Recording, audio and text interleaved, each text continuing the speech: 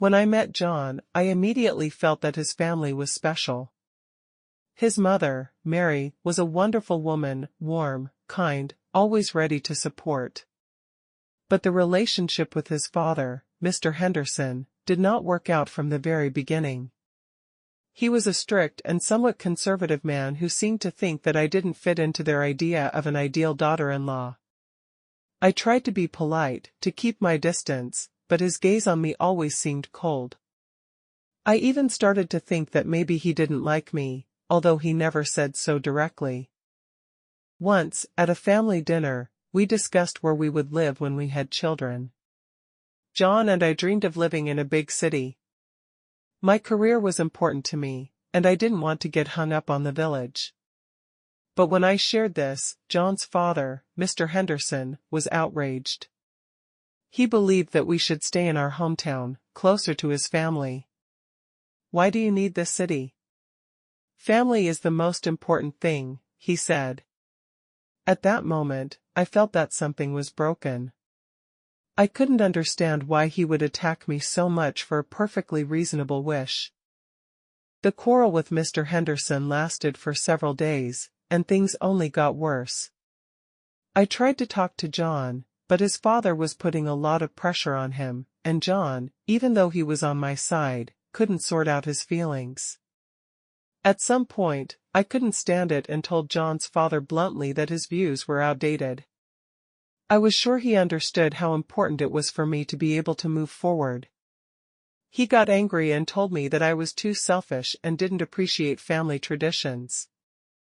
That was the last straw.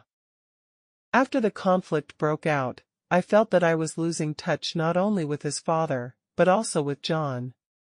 But a few days later, I received a letter from Mary, John's mom. In the letter, she told me that her husband had once been in love with another woman, and this story had left a deep mark on his life. Mary explained that stability and family ties are important to Mr. Henderson. This letter amazed me. I didn't know that behind all this conflict there was such pain and old traumas of his father. I decided to talk to Mr. Henderson. When I met him one-on-one, I tried to be open and sincere. I explained to him why the city and independence are so important to me. But it was important for me to understand his point of view, and I asked him to tell me what was bothering him so much. He was silent for a long time, and then he told me about his past, how once, in his youth, he was ready to sacrifice everything for love, but in the end he lost it. The most important thing for him now was to protect his family and not repeat the mistakes of the past. After our conversation, I realized that everything was much deeper than I thought. Mr. Henderson didn't want to remake me, he was just afraid of losing his family, as he once lost his love. We talked a few more times, and he began to understand that I was not against family, but just wanted to follow my goals. I felt that we had reached a compromise, and the relationship with him began to change. John also began to look at the situation differently, and we began to openly discuss important points in our relationship and the future. A few months later, the situation with John's family improved significantly. Mr. Henderson and I no longer argued, but began to really communicate.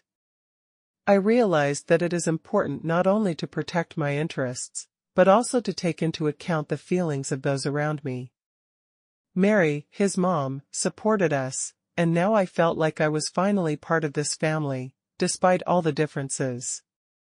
Although John and I still hadn't decided where we were going to live, we were no longer afraid to talk about our desires and experiences. And that was the most important thing, we learned to hear each other.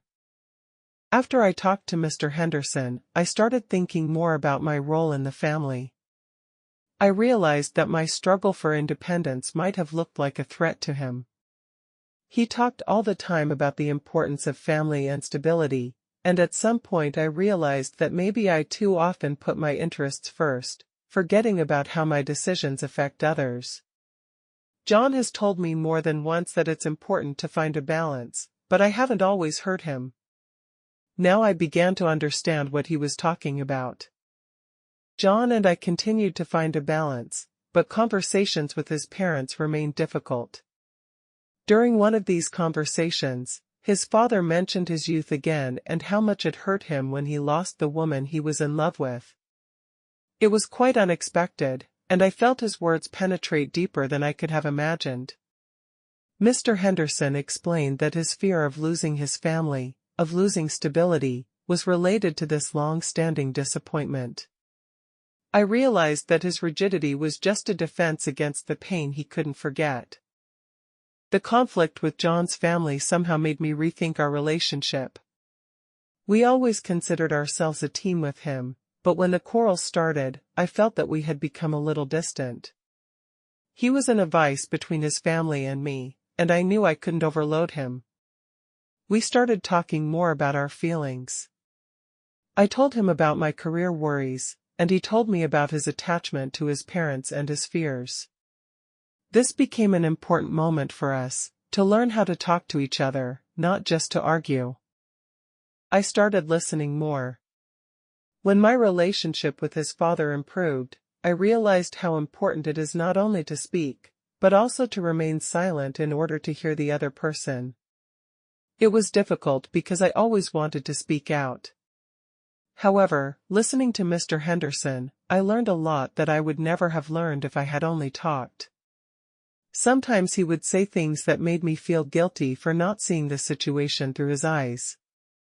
It was difficult, but it's important. When you're silent, you give others a chance to express their feelings. Time passed, and relations with John's family began to recover. He and I decided to meet with his parents to really celebrate a small victory.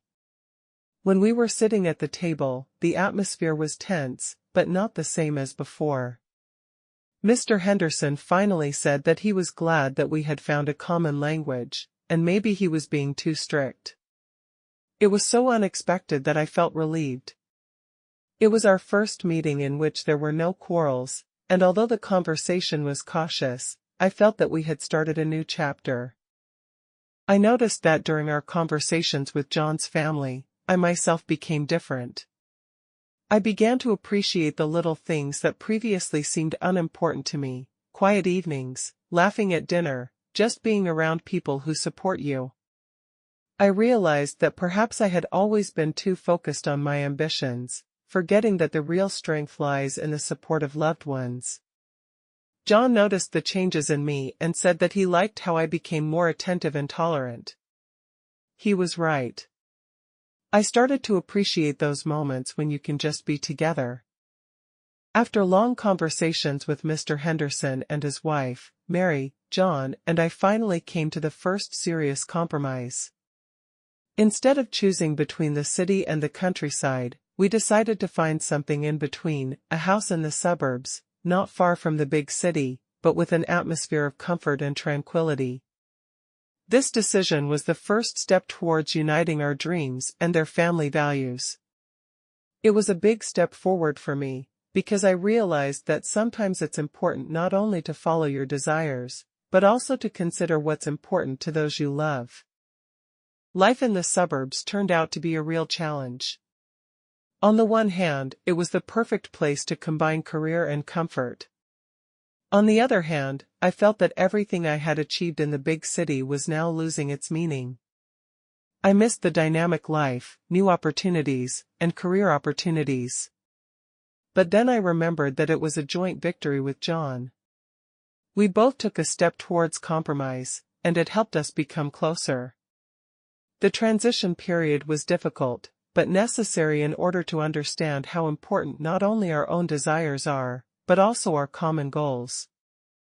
Over time, I began to understand better what it takes to be happy in a relationship. I no longer put my goals at the forefront, not forgetting what was important to my husband and his family. This didn't mean that I gave up on my ambitions, but I learned to find a balance between my own desires and caring for those around me. John and I spent more time together, sharing our thoughts and experiences. And although sometimes there were moments when I felt lost, I realized that not only success is important in life, but also love. After talking to John's family and agreeing on our goals, I realized that I shouldn't be afraid to express my gratitude. John and I finally found a common language, and it became clear to me how important it is not only to demand respect, but also to show our appreciation. I thanked his parents for their tolerance, for their support in a difficult moment. When I turned to Mr. Henderson and said that I appreciated him for being able to change his views, he seemed to have become a little softer too. We began to build a relationship based on mutual respect, and this was the best result of our entire struggle. A year after John and I started living in the suburbs, our relationship has become stronger than ever. We have learned not only to listen, but also to understand each other. John's family gradually accepted us for who we are. We no longer argued about where to live, how to live, and what to want. Now each of us could share our dreams and at the same time respect the dreams of the other. Stability and understanding have become the foundation of our relationship. And even though there were still challenges ahead, I was sure that we would make it, because now we really supported each other. We've come a long way from quarrels and misunderstandings to becoming real partners. Family ties, which I once considered insignificant, have become a real pillar. We have learned to see the value in having loved ones around, despite differences. There have been many trials in our lives, but the most difficult moments have helped us to become stronger. Now that I look back, I realize that each of these steps was necessary for us to become a team. We built our lives on the basis of love and mutual understanding, and that was the most important thing.